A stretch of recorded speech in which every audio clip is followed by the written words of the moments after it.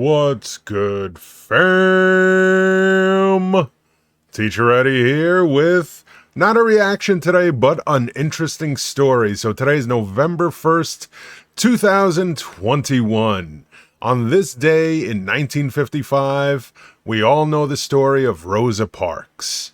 A young black woman on a bus is told to get to the back of the bus by the bus driver to make room for a white passenger.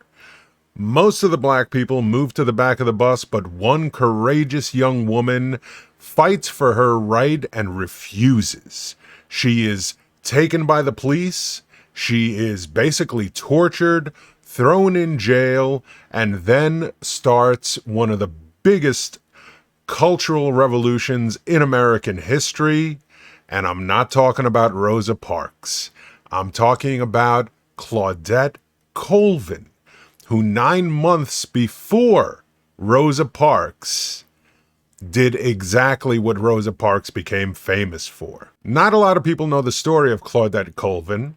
When she was 15, on March 2nd, 1955, 9 months prior to Rosa Parks, she refused to move to the back of the bus and give up her seat to a white person.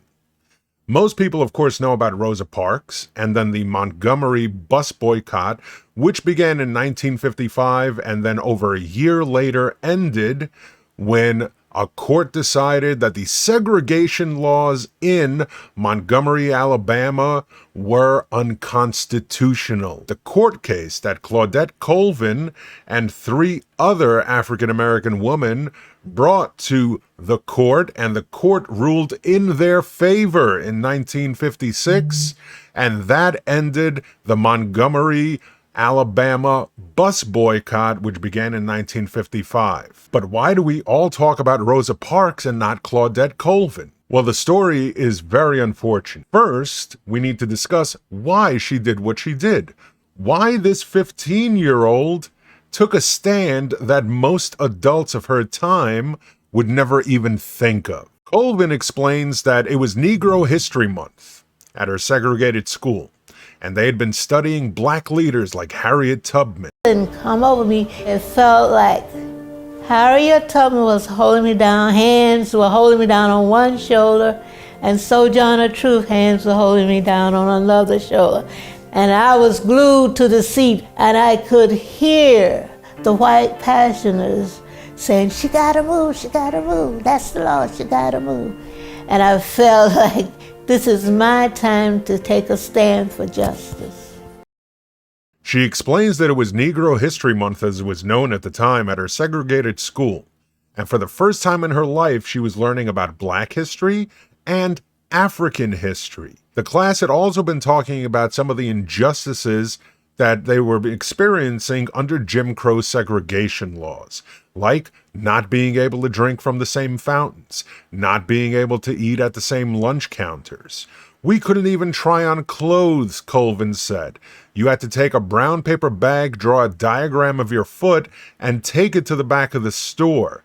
In fact, Claudette Colvin's story didn't even come to become public knowledge until 2009, 54 years after it happened, when author Phil Hoose wrote a book about Claudette Colvin, and the truth finally came to light.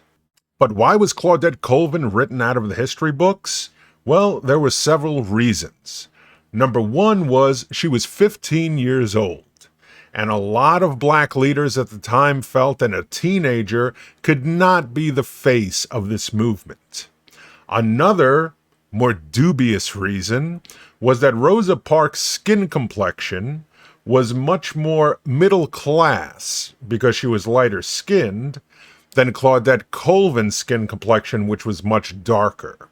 Things became even more difficult for the movement when Claudette became pregnant later on that year in 1956, and they felt that a pregnant black teenager would not be a good face for the movement.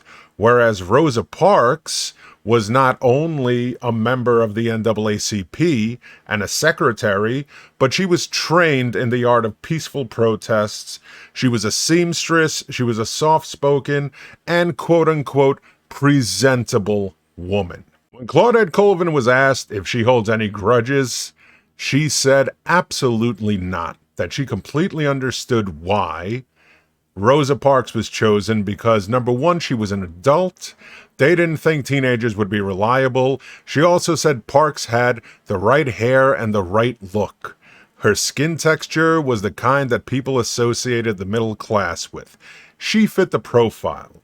And in fact, Claudette Colvin and Rosa Parks knew each other very well. She would attend Rosa Parks' weekly meetings, and the two would talk a lot. So while we still should celebrate the heroism of Rosa Parks and Dr. King, we should not forget the impact, the courage it took for a 15-year-old black girl to stand up to a bus full of white people and say, "I will not move." Without Claudette Colvin, we do not have Rosa Parks. Without Rosa Parks, we do not have Dr. King. So we should never forget these heroes of history, and we should always celebrate those on whose shoulders we stand to this day. I hope you enjoyed this story. Stuff like this is very important, especially to me, in letting people know the real history and also to celebrate the true heroes that unfortunately have been forgotten to time. Claudette Colvin, who is still alive at 80 years old and kicking. You could check out, there's a bunch of interviews with her on YouTube that are available. If you're interested in learning more, you could also check out the book by Philip Hoos. It's called Claudette Colvin, Twice Toward Justice. I've been Teacher Eddie, and I'll catch you next time. And as always, shouting out the Patreons who keep things running here. The Chancellors, Elena G., Alex S., Cuckles, John Alonzo, Naval Colt, The Hollow King, The Principal Tier, Addison Lynn, Blue Tech, Chad A., Chris H., Chrissy, Clement, Freeman Stephenson, Joshua Stewart, Kiara, Laura, Lord Gandalf, Muri Kakari, Nathan, Quiet J, Rachel H., Robin, Robin B, and Vijandra. I've been Teacher Eddie, and I'll catch you next time. Fam!